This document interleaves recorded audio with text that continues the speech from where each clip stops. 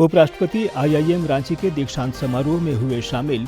सफल विद्यार्थियों को प्रदान की डिग्रियां, युवाओं को सफलता का दिया मंत्र, राष्ट्र निर्माण में योगदान का आह्वान।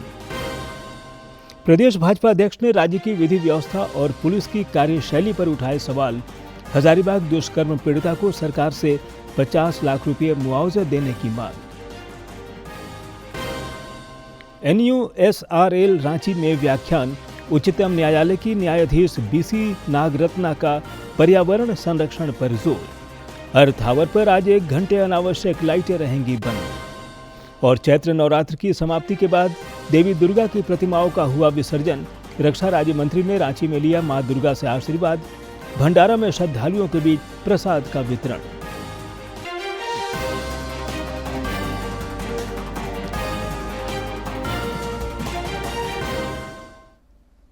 नमस्कार, खबरें झारखंड में आपका स्वागत है। मैं हूं ज्ञानेश्वर प्रसाद श्रीवास्तव और अब समाचार विस्तार से। उपराष्ट्रपति CP राधाकृष्णन IIM रांची के 15वें दीक्षांत समारोह में मुख्य अतिथि के रूप में शामिल हुए। इस दौरान कुल 558 विद्यार्थियों के बीच डिग्रियां वितरित की गईं। उन्होंने मौके पर वर्चुअल रियलिटी और केस रिपोजिटरी का भी शुभारंभ किया। समारोह के दौरान राज्यसभा के उपसभापति हरिवंश, रक्षा राज्य मंत्री संजय सेठ, झारखंड के उच्च एवं तकनीकी शिक्षा मंत्री सुदिव्य कुमार, IIM के बोर्ड ऑफ गवर्नर के अध्यक्ष प्रवीण शंकर पांडे, निदेशक दीपक श्रीवास्तव समेत संस्थान के शिक्षक, कर्मचारी और विद्यार्थी मौजूद रहे। उपराष्ट्रपति ने अपने दीक्षांत संबोधन में सफल विद्यार्थियों को शुभकामना देते हुए उन्हें आर्थिक प्रबंधन का मंत्र दिया। श्री राधाकृष्णन ने झारखंड के राज्यपाल के रूप में अपने कार्यकाल को याद किया, साथ ही झारखंड की विकास यात्रा की प्रशंसा की।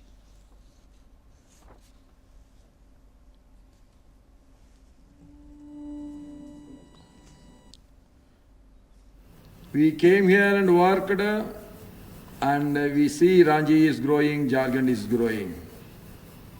But after serving as the governor of Jharkhand, the President of India, Draupadi Murmu ji, become the President of India. That is the good luck that Jharkhand has given to the President. And I have been elevated today as the Vice President of India. That is the great good luck you are repaying to me. I am bowing my head for this. उपराष्ट्रपति से रांची लोक भवन में आज कई लोगों ने शिष्टाचार मुलाकात की। राज्यपाल संतोष कुमार गंगवार ने उन्हें स्मृति चिन्ह प्रदान कर उनका अभिनंदन किया। श्री गंगवार ने इसके अलावा राज्यसभा के उपसभापति हरिवंश और उपराष्ट्रपति के सचिव अमित खरे को भी स्मृति चिन्ह प्रदान किए।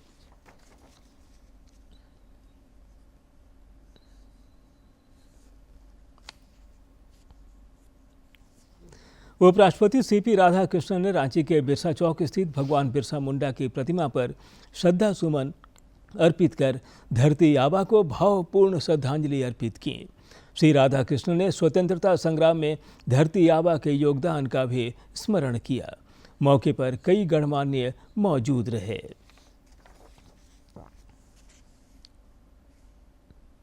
इससे पहले उपराष्ट्रपति ने खूंटी के उलिहातू पहुंचकर धरती आबा भगवान बिरसा मुंडा को नमन किया।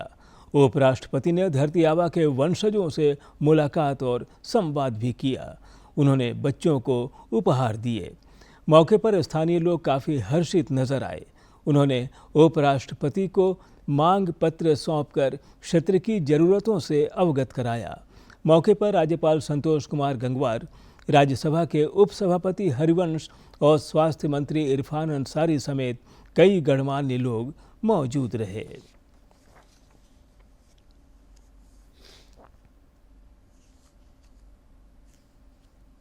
सबसे यहाँ पूजा पाठ किया और उसको अच्छा आशीर्वाद दिए, इसलिए सबसे भेंट किया और गांव के लोगों से भेंट हुआ और आशीर्वाद वहाँ अच्छा करने का लिए उनको पूजा पाठ करने का आशीर्वाद दिया। प्रधानमंत्री नरेंद्र मोदी ने उत्तर प्रदेश के जेवर में नोएडा अंतर्राष्ट्रीय हवाई अड्डे के प्रथम चरण का आज उद्घाटन किया। इस दौरान एक जनसभा को संबोधित करते हुए प्रधानमंत्री ने पश्चिम एशिया संकट का जिक्र किया और कहा कि विषम परिस्थितियों के बावजूद भारत में तेज विकास जारी है। उन्होंने कहा कि इथेनॉल ब्लेंडिंग की वजह से कच्चे तेल पर देश की निर्भरता कम हुई है। श्री मोदी ने कहा कि सरकार हर वह कदम उठा रही है जिससे सामान्य परिवारों और किसानों पर किसी प्रकार का बोझ न पड़े। उन्होंने चुनौतियों से निपटने के लिए एकता पर भी बल दिया।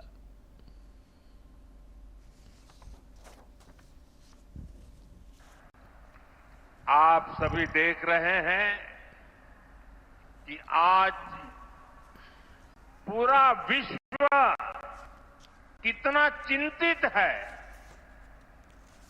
पश्चिम एशिया में एक महीने से युद्ध चल रहा है। युद्ध की वजह से कई सारे देशों में खाने पीने के सामान, पेट्रोल, डीजल, गैस, खाद, ऐसी कई जरूरी चीजों का चारों तरफ संकट पैदा हो गया है। हर देश इस संकट का सामना करने के लिए कुछ न कुछ कोशिश कर रहा है, प्रयास कर रहा है। और हमारा भारत भी इस संकट का पूरी शक्ति से मुकाबला कर रहा है। देशवासियों की ताकत के भरोसे कर रहा है। भारत तो बहुत बड़ी मात्रा में कच्चा तेल और गैस, ये जहां युद्ध चल रहा है ना, इस युद्ध से प्रभावित इलाके से मंगाता है। इसलिए सरकार हर वो कदम उठा रही है जिससे सामान्य परिवारों पर, हमारे किसान भाई बहनों पर इस संकट का बोझ न पड़े।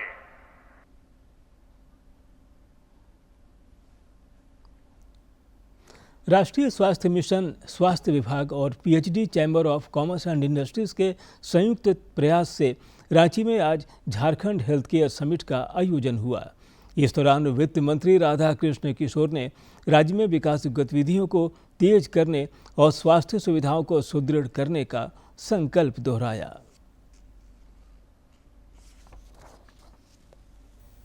राजधानी रांची में आज स्वास्थ्य क्षेत्र के दिग्गजों का जमावड़ा लगा। अवसर था तीसरे झारखंड हेल्थ केयर समिट का, जिसका उद्देश्य राज्य की स्वास्थ्य प्रणालियों को आधुनिक और समावेशी बनाना है। राज्य के वित्त मंत्री राधा कृष्ण किशोर ने इस अवसर पर कहा कि विशेषज्ञों द्वारा दिए गए सुझाव राज्य सरकार के लिए नीति निर्धारण में मील का पत्थर साबित होंगे। और झारखंड में हेल्थ सेक्टर में क्या क्या किया जा सकता है, मैं समझता हूं कि चर्चा के क्रम में निश्चित रूप से ये बातें भी सामने आ रही होंगी। राज्य के मंत्रिपरिषद के सदस्य होने के नाते मेरे लिए बड़ा ही इंफॉर्मेटिव कॉन्क्लेव कह लीजिए है। अच्छी बातें जो निकल करके आएंगी तो मैं पूरी कोशिश करूंगा कि राज्य सरकार उन अच्छी बातों को समावेश करे अपने प्लान में, ताकि हम बेहतर से बेहतर स्वास्थ्य सुविधा रूरल एरिया को भी दे, शहरी एरिया को भी दे। समिट में केंद्र सरकार की महत्वाकांक्षी योजनाओं जैसे प्रधानमंत्री जन आरोग्य योजना और आयुष्मान भारत पर भी विशेष चर्चा हुई। पीएचडी सीसीआई के महासचिव और मुख्य कार्यकारी पदाधिकारी रंजीत मेहता ने कहा कि केंद्र की बेहतरीन योजनाओं के बावजूद जागरूकता की कमी एक बड़ी बाधा है। जागरूकता एक बहुत ही अहम बात है, और जो केंद्रीय सरकार की कई ऐसी नीतियां हैं, स्वास्थ्य सुविधाएं हैं, जो कि हमारे गांव-गांव में, डिस्ट्रिक्ट लेवल में, ब्लॉक लेवल में उनका अच्छी तरह से प्रसार नहीं हो पाया है, और उनको ये बताया जाए कि कैसे उस योजना का वो लाभ उठा सकते हैं। समिट में आधुनिक चिकित्सा के साथ साथ पारंपरिक चिकित्सा पद्धतियों के समावेश पर भी बल दिया गया। शिक्षाविद सूर्य अग्रवाल ने सुझाव दिया कि झारखंड जैसे वन संपदा से भरपूर राज्य में आयुर्वेद और नेचुरोपैथी को मुख्य धारा की स्वास्थ्य सेवाओं के साथ जोड़ना फायदेमंद होगा। के हेल्थ केयर सिस्टम पे जो लोगों का ट्रस्ट बिगड़ चुका है, हट चुका है, उसको दोबारा रिस्टोर किए जाने की जरूरत है और अलग अलग विधाएं सिद्ध, यूनानी, नेचुरोपैथी, आयुर्वेद, होम्योपैथी, ये सब एलोपैथी में जोड़ने की जरूरत है, जिससे कि एक इंक्लूसिव ट्रीटमेंट मिले। झारखंड में राष्ट्रीय स्वास्थ्य मिशन के तहत कई कार्यक्रम संचालित हैं, लेकिन ग्रामीण स्तर पर इनका लाभ पहुंचाना और लोगों को जागरूक करना एक निरंतर चुनौती बनी हुई है। उम्मीद है कि इस हेल्थ केयर समिट से निकले निष्कर्ष राज्य की स्वास्थ्य बाधाओं को दूर करने में सहायक सिद्ध होंगे। रांची से अवधेश गौतम की रिपोर्ट। प्रदेश भाजपा अध्यक्ष आदित्य प्रसाद साहू ने राज्य की विधि व्यवस्था और पुलिस की कार्यशैली पर सवाल उठाए हैं। उन्होंने रांची में प्रेस वार्ता को संबोधित करते हुए हजारीबाग दुष्कर्म पीड़िता को सरकार से 50 लाख रुपए मुआवजा देने की मांग की है। भारतीय जनता पार्टी ने विधि व्यवस्था के सवाल पर राज्य सरकार की घेराबंदी तेज कर दी है। पार्टी के प्रदेश अध्यक्ष आदित्य प्रसाद साहू ने रांची में पत्रकारों से बातचीत करते हुए बढ़ती आपराधिक घटनाओं पर चिंता जताई और आंदोलन तेज करने की चेतावनी दी। अपराधियों को प्रशासनिक पदाधिकारियों से, पुलिस के पदाधिकारियों से बिल्कुल भय समाप्त हो चुका है। पुलिस के पदाधिकारी इस बारे में चिंता ही नहीं करते हैं कि अपराध कितनी तेजी के साथ इस झारखंड में बढ़ रहा है। उन्होंने बताया कि भाजपा के एक शिष्टमंडल ने हजारीबाग अंतर्गत विष्णुगढ़ जाकर दुष्कर्म पीड़िता के परिवार से मुलाकात की है। श्री साहू ने राज्य सरकार से मृतका के पिता को नौकरी और परिवार को 50 लाख रुपए का मुआवजा देने की मांग की। इस प्रकार से देवी स्वरूपा बेटी और बहनों के साथ अन्याय और अत्याचार हो रहा है, हम लॉ एंड ऑर्डर को कंट्रोल नहीं कर पाएंगे। जरूर लोगों को बताने का काम करें, ये हमारा माननीय मुख्यमंत्री से आग्रह और मांग है।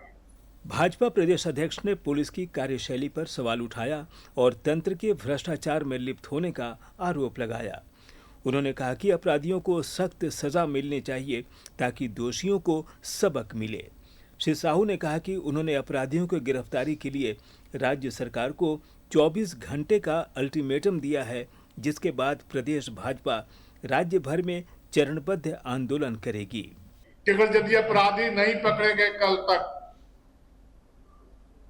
24 घंटे का समय उनको दिया हुआ, रात तक नहीं पकड़े गए, तो कल शाम में हजारीबाग जिला अंतर्गत आने वाले सभी प्रखंड मुख्यालयों में हमारे कार्यकर्ता से आमजन मशाल जुलूस निकाल करके विरोध करेंगे। उसके बाद यदि गिरफ्तारी नहीं हुई तो पूरे झारखंड राज्य अंतर्गत हम लोग इस बेटी को न्याय दिलाने के लिए आंदोलन करने का काम भारतीय जनता पार्टी करेगी।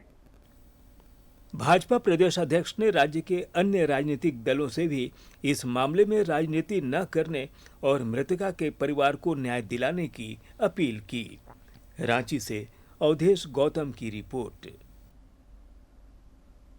इधर कांग्रेस ने भाजपा पर पलटवार किया है। पार्टी के महासचिव सह मीडिया प्रभारी राकेश सिन्हा ने कहा कि ऐसे संवेदनशील मुद्दों पर राजनीति से बचने की जरूरत है। महिला सुरक्षा सरकार की सर्वोच्च प्राथमिकता है। श्री सिन्हा ने कहा कि महिलाओं की सुरक्षा सिर्फ सरकार की नहीं बल्कि पूरे समाज और सभी राजनीतिक दलों की जिम्मेदारी है। इसके लिए एकजुट होकर काम करना जरूरी है ताकि महिलाओं को सुरक्षित माहौल मिल सके। स्वतंत्रता सेनानी अमर शहीद वीर नीलांबर और वीर पीतांबर को आज शहादत दिवस पर कृतज्ञ लोगों ने याद करते हुए नमन किया। रांची के ऑक्सीजन पार्क में आयोजित श्रद्धांजलि सभा में नेता प्रतिपक्ष बाबूलाल मरांडी ने वीर क्रांतिकारियों के आदमकद प्रतिमा पर माल्यार्पण कर श्रद्धांजलि अर्पित की। श्री मरांडी ने इस दौरान अपने संबोधन में कहा कि क्रांतिकारियों के संघर्ष और विचार हमेशा प्रेरणादायक रहेंगे।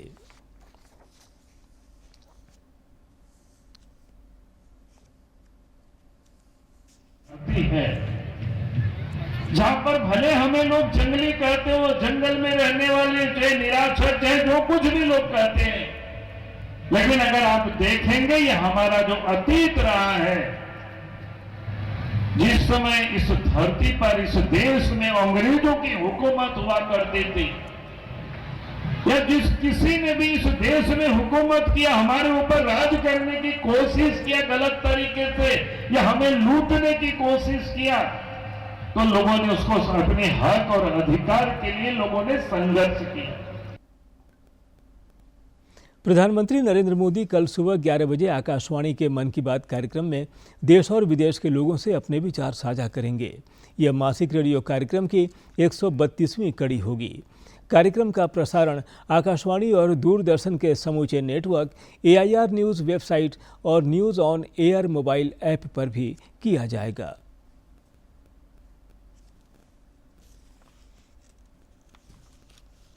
महीने का आखिरी रविवार जब बजते हैं सुबह के 11, एक साथ होता है पूरा देश सुनने मन की बात।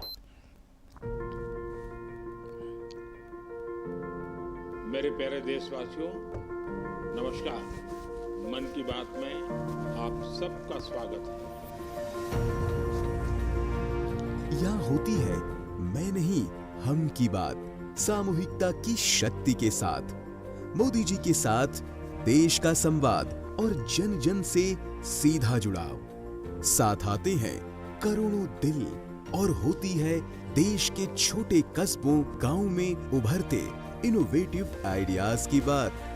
अपनी सेवा से समाज बदलने में जुटे साइलेंट हीरोज की बात।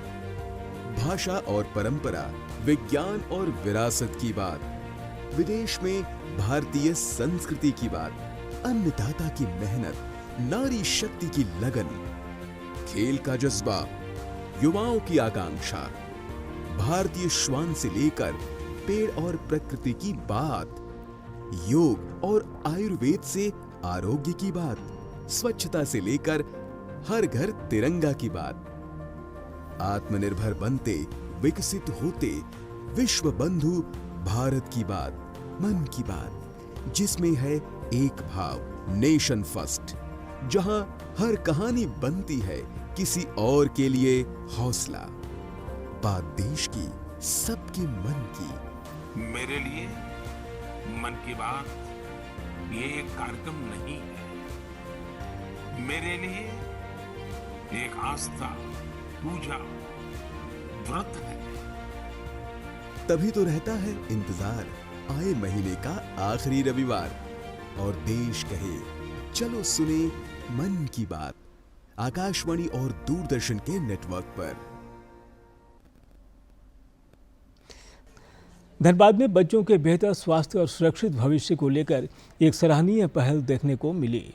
स्थानीय मिश्रित भवन में आयोजित कार्यक्रम में विद्यालय स्वास्थ्य और कल्याण योजना के तहत आरोग्य दूतों को सम्मानित किया गया। धनबाद के सभी प्रखंडों के 55 विद्यालयों से जुड़े कुल 110 शिक्षकों को उनके उत्कृष्ट कार्य के लिए सम्मानित किया गया। ये शिक्षक आरोग्य दूत के रूप में विद्यार्थियों के बीच स्वास्थ्य संबंधी महत्वपूर्ण जानकारी पहुंचा रहे हैं और उन्हें जागरूक बना रहे हैं। छात्रों को स्वास्थ्य के प्रति और अच्छे जीवन के प्रति सजग करने की जिम्मेदारी इनको दी गई है। इस एज ग्रुप में एडोलसेंस एज ग्रुप, उससे नीचे के ग्रुप में बहुत सारी कठिनाइयाँ होती है, मानसिक और शारीरिक, उससे ये उन्हें अवगत कराते हैं, उनसे बचने के उपाय उन्हें बताया जाता है। इनकी ट्रेनिंग स्टेट स्तर पर होती है और ये ट्रेनिंग लेने के बाद यहाँ आके शिक्षकों का प्रशिक्षण करते हैं, उन्हें शिक्षा देते हैं। NCERT द्वारा तैयार विशेष मॉड्यूल के जरिए कक्षा 6 से 12 तक के छात्रों को हर सप्ताह सत्र आयोजित कर शिक्षित किया जा रहा है। इन सत्रों में बच्चों को सरल और प्रभावी तरीके से जरूरी जानकारी भी दी जाती है। 11 प्रखंडों से 55 विद्यालयों में प्रत्येक विद्यालय से 2 शिक्षक करके हम लोगों ने 110 शिक्षकों को आज सम्मानित किया, जिन्होंने विद्यालय में छात्रों के स्वास्थ्य को बेहतर करने में जो है अच्छा सहयोग किया। तो ये काफी दिनों से स्वास्थ्य विभाग और शिक्षा विभाग के समन्वय से एक ये मुहिम चलती आई है जिसका नाम है school health and wellness programme. इसके लिए पूरी एक पाठ्यक्रम जो है मॉड्यूल एनसीईआरटी के द्वारा तैयार की जाती है। यह कार्यक्रम न केवल बच्चों में स्वास्थ्य और सुरक्षा के प्रति जागरूकता बढ़ा रहा है, बल्कि उन्हें एक सुरक्षित, सजग और स्वस्थ भविष्य की दिशा में भी प्रेरित कर रहा है। धनबाद से अजय कुमार सिन्हा की रिपोर्ट। रांची के कांके स्थित national university of study and research in law में आज न्याय और संवैधानिक मूल्यों को समर्पित एक व्याख्यान का आयोजन किया गया। दिवंगत न्यायमूर्ति एस.बी. सिन्हा के स्मृति में आयोजित इस व्याख्यान में उच्चतम न्यायालय की न्यायाधीश न्यायमूर्ति बी.सी. नागरत्ना ने पर्यावरण संरक्षण पर जोर दिया। NUSRL रांची में आयोजित चौथे जस्टिस एस.बी. सिन्हा मेमोरियल व्याख्यान में मुख्य अतिथि के रूप में सुप्रीम कोर्ट की न्यायाधीश न्यायमूर्ति बी.वी. नागरत्ना मौजूद रहीं। उन्होंने पर्यावरण, न्याय और जलवायु परिवर्तन जैसे मुद्दों पर न्यायपालिका की भूमिका को बेहद महत्वपूर्ण बताया। Pollution, climate change, biodiversity loss and resource depletion do not affect all persons equally. They tend to impact the poor, the marginalized and often those least responsible for damage. In this sense, environmental adjudication must of necessity be affected by taking note of equity, fairness and justice. कार्यक्रम में विशिष्ट अतिथि के रूप में शामिल झारखंड के मुख्य न्यायाधीश M.S. सोनक ने दिवंगत न्यायमूर्ति एस.बी. सिन्हा के जीवन और कार्यों पर प्रकाश डालते हुए कहा कि न्यायमूर्ति एस.बी. सिन्हा अपने फैसलों में अतीत और वर्तमान दोनों का संतुलन रखते थे। One of the tallest intellectuals in our legal history, the late Honorable Justice S.B. Sinha, is being feted by yet another of the tallest intellectuals, Honorable Justice Nagaratna, who is presently making legal history. Such moments are quite rare in the academic history of any institution. कार्यक्रम ने न सिर्फ न्यायमूर्ति S.B.. Sinha की विरासत को याद किया, बल्कि यह भी संदेश दिया कि बदलते समय में पर्यावरण संरक्षण और न्याय के संतुलन को बनाए रखना हम सभी की जिम्मेदारी है। रांची से सरिता की रिपोर्ट। जलवायु परिवर्तन और पर्यावरण संरक्षण के प्रति वैश्विक एकजुटता प्रदर्शित करने के लिए आज दुनिया भर में अर्थ आवर का आयोजन किया जा रहा है। इस दौरान रात 8:30 बजे से रात 9:30 बजे तक 1 घंटे के लिए अनावश्यक लाइटें बंद रखी जाएंगी।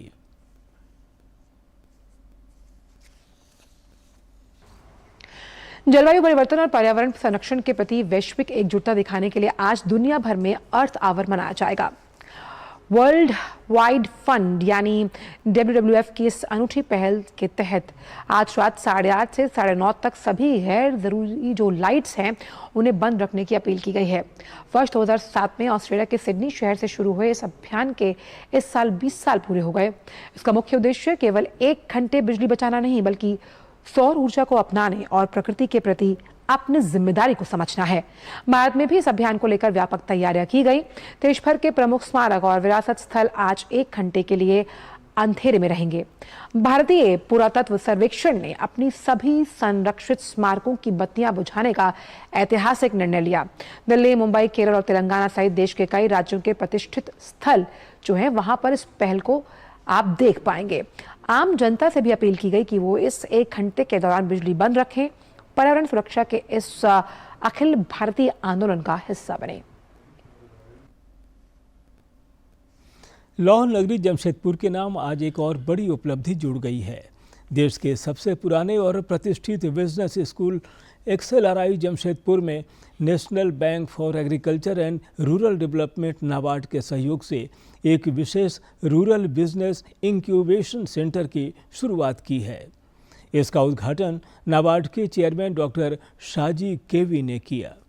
किसी भारतीय बिजनेस स्कूल में स्थित यह नाबार्ड द्वारा वित्त पोषित अपनी तरह की यह पहला इंक्यूबेटर सेंटर है, जो न केवल झारखंड बल्कि पूर्वी और उत्तर पूर्वी भारत के 12 राज्यों में ग्रामीण नवाचार और कृषि व्यवसाय को नई दिशा देगा।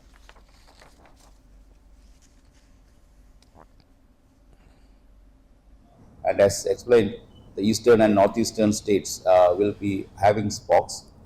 We'll be partnering or riding on the infra of XLRA and also its subcenters across the country for making this happen. रक्षा राज्य मंत्री संजय सेठ ने आज रांची में देवी दुर्गा का आशीर्वाद लिया।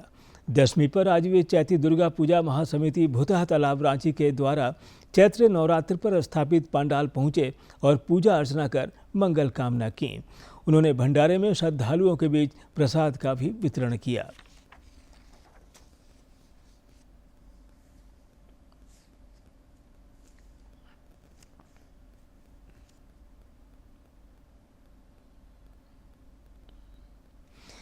चैत्र नवरात्रि की समाप्ति के बाद देवी दुर्गा की प्रतिमाओं का विसर्जन किया जा रहा है। गिरिडीह में भी 9 दिनों के बाद आयोजन के बाद मां भगवती की प्रतिमाओं के विसर्जन के लिए शोभा यात्रा निकाली गई। डुमरी प्रखंड में रजत जयंती मना रहे चैती दुर्गा पूजा जामतारा का आज समापन हो गया। मां भगवती को सैकड़ों महिलाओं ने पुष्प वर्षा कर नम आंखों से विदाई दी।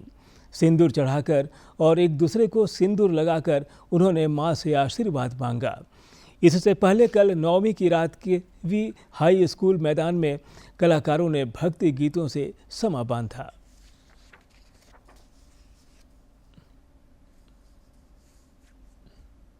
और अब अंत में मुख्य समाचार एक बार फिर।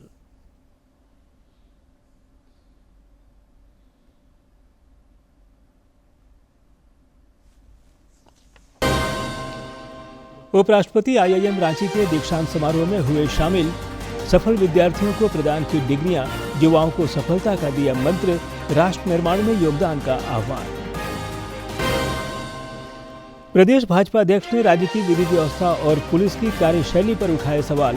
हजारीबाग दुष्कर्म में पीड़िता को सरकार से 50 लाख रुपए मुआवजा देने की मांग।